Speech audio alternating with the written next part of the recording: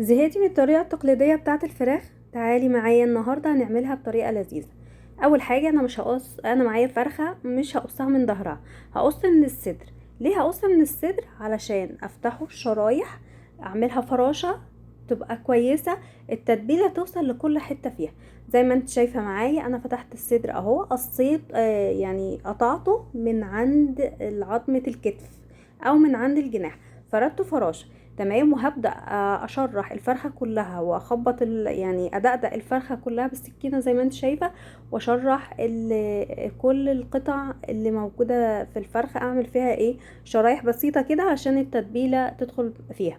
التتبيلة معايا بصلتين حلوين، طماطمايه، بهاراتي هنحط فلفل اسمر، زعتر، سماق، قرنفل، قرفة، جنزبيل، ليمون، خل. تمام. حبهان مطحون. يبقى دي كده البهارات بتاعتي.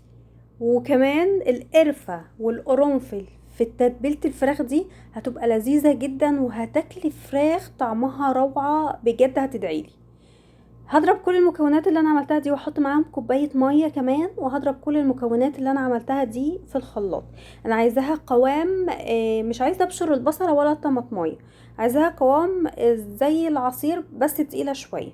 ليه؟ علشان التتبيله تتغلغل كلها في الفرخه، وتخلي الفرخه جوسي من جوه ما تنشفش، تديني طعم روعه ومذاق تحفه بصراحه. هبدأ اجيب التتبيلة بتاعتي انزلها كده زي ما انتوا شايفين، وادخل التتبيلة بتاعتي في كل حتة في الفرخة عشان التتبيلة تتغلغل في جميع اجزاء الفرخة. وصفة سهلة لذيذة خفيفة. ممكن تعمليها بطريقتين، ممكن تشويها على الفحم، ممكن تدخليها صينية في الفرن.